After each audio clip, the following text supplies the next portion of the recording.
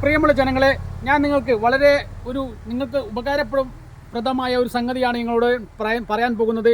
എന്തെന്നാൽ നമ്മുടെ നാട്ടിൽ, നമ്മുടെ വീട്ടിലും പറമ്പിലൊക്കെ വളരെ കളയുന്ന, നമുക്ക് ഉപേക്ഷിക്കുന്ന ഒരു സംഗതിയാണ് കരിയില. കരിയില എന്ന് പറഞ്ഞു കഴിഞ്ഞാൽ വൃക്ഷങ്ങളിൽ നിന്നും വീഴുന്ന ഉണങ്ങിയ ഇല.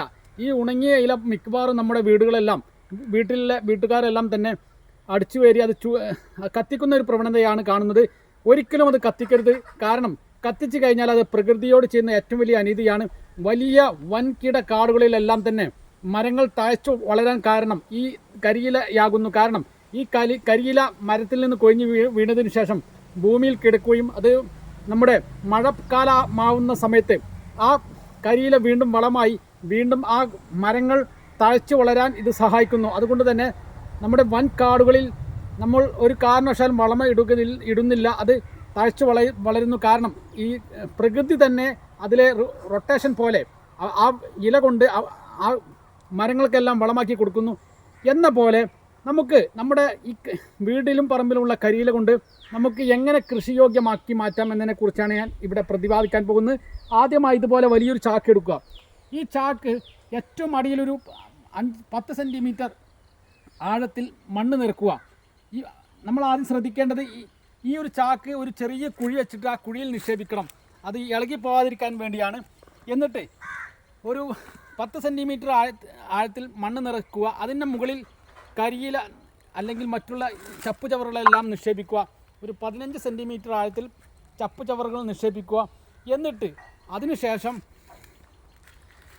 നമുക്ക് എന്താണോ കൃഷി ചെയ്യാൻ ഉദ്ദേശിക്കുന്നത് ആ കൃഷിയുടെ വിത്ത് അതിൻ്റെ സൈഡിൽ ഇതേപോലെ ദ്വാരം ഉണ്ടാക്കി കൊടുക്കുക. ദ്വാരം ഉണ്ടാക്കിയതിന് ശേഷം ഈ ദ്വാരത്തിലാണ് നിങ്ങൾ ആ വിത്തുകൾ വെക്കേണ്ടത്. ഇതൊക്കെ ഞാൻ ഉണ്ടാക്കി കൊടുത്ത ദ്വാരങ്ങളാണ്. ഇത് മഞ്ഞളാണ് ഞാൻ കൃഷി ചെയ്തത്. 1, 2, 3, ഇതിന് 4 ഇങ്ങനെ റൗണ്ടായിട്ട് ഞാൻ ദ്വാരങ്ങൾ ഉണ്ടാക്കി കൊടുത്തിട്ടുണ്ട്. 15 സെൻറ്റിമീറ്റർ അട്ടിയിൽ കരിയില വെക്കുക.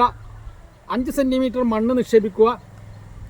മണ്ണ് നിക്ഷേപിക്കുന്നതോട് കൂടെ തന്നെ സാധാരണ രീതിയിൽ നമ്മൾ കൃഷി ചെയ്യുന്നത് പോലെ നമ്മുടെ ഡോളമേറ്റോ അല്ലെങ്കിൽ കുമ്മായമോ കുറച്ച് വിതറുക. എന്നിട്ട് ചാണകപ്പൊടി വിതറുക. വീണ്ടും കുറച്ച് മണ്ണ് നിക്ഷേപിക്കുക. അതിൻ്റെ മുകളിൽ ഇതേപോലെ ദ്വാരമിട്ടിട്ട് വിത്ത് നിക്ഷേപിക്കുക. അങ്ങനെ അട്ടിയായിട്ട് കൊണ്ടുവരിക.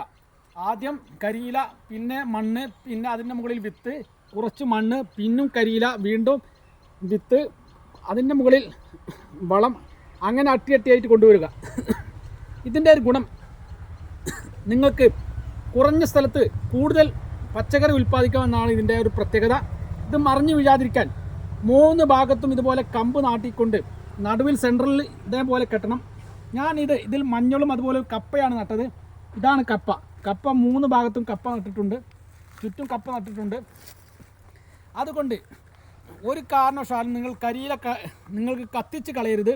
ഇതേപോലെ ചാക്കി എടുത്തുകൊണ്ട് മണ്ണ്, ചാണകപ്പൊടി, വിത്ത്, അതുപോലെ തന്നെ കരിയില തുടങ്ങിയ ഇത് നിക്ഷേപിച്ചുകൊണ്ട് ലെയറായി നിക്ഷേപിച്ചുകൊണ്ട് നിങ്ങൾക്കും ഇതുപോലെ ഈസി ആയിട്ട് നിങ്ങളുടെ വീട്ടുമുറ്റത്ത് തന്നെ പല വിധത്തിലുള്ള പച്ചക്കറികൾ ഉണ്ടാക്കാം.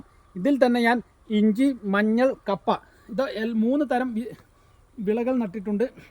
അതുകൊണ്ട് ഇത് നിങ്ങൾക്ക് അനുകരിച്ച് കഴിഞ്ഞാൽ നിങ്ങളുടെ പറമ്പിലുള്ള പാഴ്വസ്തുക്കളായ കരിയിലകളും മറ്റും ഉപയോഗിച്ച് നിങ്ങൾക്കതൊരു ജൈവ പച്ചക്കറിയാക്കി മാറ്റാം. നിങ്ങളുടെ വീട്ടുപറമ്പിൽ തന്നെ നിങ്ങൾക്കത് വളരെ വിലപിടിപ്പുള്ള മൂല്യമാക്കി മാറ്റാമെന്നാണ് ഇതിൻ്റെ പ്രത്യേകത. നമുക്ക് ഇത് ചുട്ട് കഴിഞ്ഞാൽ അത് ഒരിക്കലും നമുക്ക് തന്നെ തിരിച്ചു കിട്ടുകയില്ല. അതൊരു ടൺ കണക്കിന് ചമ്മൽ അഥവാ കരിയില ചുട്ട് കഴിഞ്ഞാൽ കുറച്ച് വെണ്ണീരേ കിട്ടുകയുള്ളൂ. പക്ഷേ ആ കരിയില ഇതേപോലെ നിങ്ങൾ ഒരു മാതൃക കൃഷിത്തോട്ടമാക്കി മാറ്റിക്കഴിഞ്ഞാൽ നിങ്ങൾക്ക് പല വിധത്തിലുള്ള പച്ചക്കറി നിങ്ങൾക്ക് നടാവുന്നതാണ്. ഈ 3 തറി നേടിയതിന് ശേഷം അടിയിൽ ഇതുപോലെ കെട്ടി കൊടുക്കണം. അല്ലെങ്കിൽ ഇത് മറിഞ്ഞു വീഴുന്നതാണ് എന്നതാണ് ഇതിൻ്റെ പ്രത്യേകത. ഇത് ചെറിയ കുഴി കുത്തിയിട്ട് ആ കുഴിയിലാണ് ഈ ചാക്ക് നിക്ഷേപിക്കേണ്ടത്. ഒരിക്കലും നിങ്ങൾ ചാക്ക് വെയിലത്ത് വെക്കണം. നല്ല വെയിൽ വേണം, തണലത്ത് വെക്കരുത്. അതുകൊണ്ട് തന്നെ